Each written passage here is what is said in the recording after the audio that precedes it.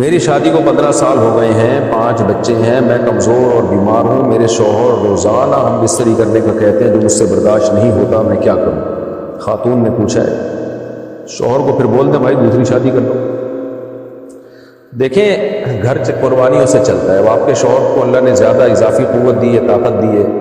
اب اگر عورت شوہر کے ساتھ حلال میں تعاون نہ کرے تو شوہر پھر ظاہر ہے ادھر ادھر جا کے منہ مارے گا، پھر خواتین ہی پریشان ہوتی ہیں کہ دوسری عورتوں میں دلچسپی لے رہا ہے۔ ہم تو منع کریں گے شوہر کو بھائی جو بھی ہے آپ نے حرام کی طرف نہیں جانا، لیکن ایسے موقع پہ عورت کو قربانی دینی چاہیے۔ آپ کے نان نفقہ اٹھا رہا ہے، آپ کے ساری ذمہ داریاں ایک بندہ پوری کر رہا ہے،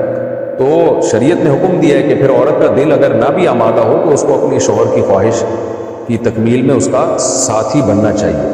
قربانیوں سے ہی گھر چلتا ہے، تو ساری خواہشات اپنی پوری نہیں ہوتی ہیں۔ مرد کو بھی چاہیے کہ وہ عورت کے لیے قربانی دے، کہ بعض دفعہ ایسے ہوتا ہے کہ بیوی بچوں میں مشغول ہے، بچوں کو پال رہی ہے، اب وہ نہیں کھانا بنا سکتی، تو کوئی بات نہیں یار تم باہر سے کھانا لے آؤ، آج اس کے آپ دیکھو کہ کس قدر مصروف ہے، بیمار ہے، تو مرد کو بھی چاہیے کہ عورت پہ بوجھ کم ڈالے۔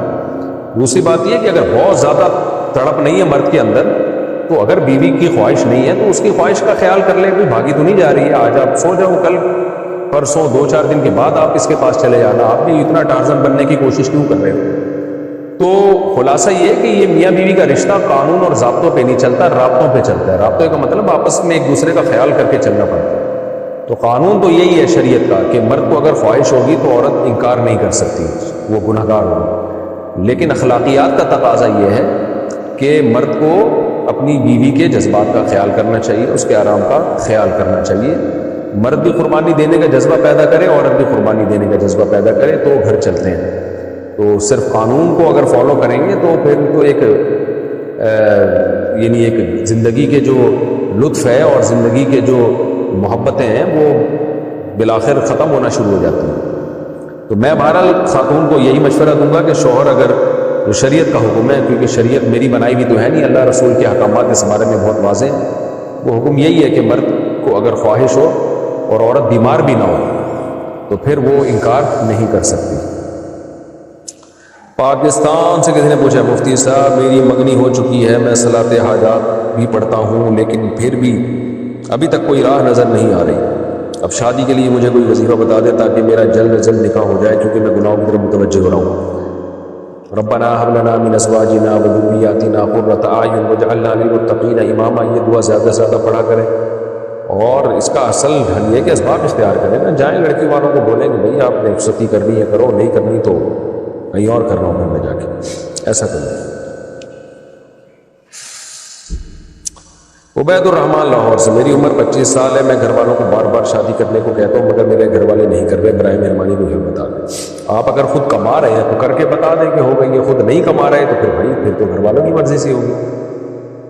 اپنی ایک خرچے پہ شادی ہوتی ہے، گھر والوں کے خرچے پہ اگر ہوتی ہے تو پھر ساری چیزیں گھر والوں ہی کی ماننی پڑتی ہیں۔ آپ کمائیں، کر لیں،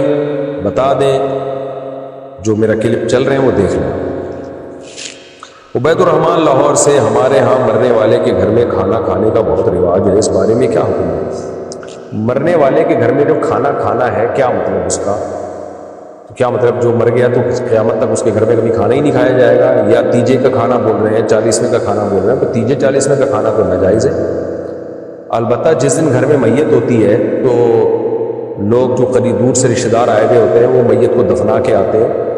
تو اگر ان کے لیے کسی نے کھانے کا انتظام کیا ہوا ہے کہ بھئی دور سے آئے ہوئے ہیں، ٹائم بھی کھانے کا ہے، تو اڑوس پڑوس میں کسی نے اگر انتظام کر دیا ان کے کھانے کا تو اس میں کوئی حرج نہیں ہے، وہ کھانا کھا سکتے ہیں۔ لیکن وہی لوگ کھائیں جو دفنانے گئے تھے یا دور سے تعزیت کے لیے آئے ہوئے ہیں، جو محلے پڑوس والے لوگ ہیں وہ اپنے اپنے گھروں میں جا کے کھائیں۔ پاکستان سے کسی نے پوچھا کیا بچے کا نام روح القدس رکھنا جائز ہے؟ کیونکہ فرشتے کا کے نام رکھنا بھی تو جائز ہے۔ جی نام رکھ سکتے ہیں، لیکن یہ روح القدس کا مطلب مقدس روح، تو اتنا زیادہ مقدس نام میرا خیال ہے، میرا ذوق ہے، میں کوئی فتویٰ نہیں دے رہا کہ اتنا زیادہ مقدس نام نہیں رکھنا چاہیے کہ روح القدس، تو جبریل علیہ السلام کا لقب ہے، انتہائی مقدس، جو بالکل ہر طرح کے گناہوں سے پاک معصوم، تو اس لیے تھوڑا سا ہلکا کر لیں اس کو، بہت زیادہ مقدس ہو جائے گا آپ کا بچہ۔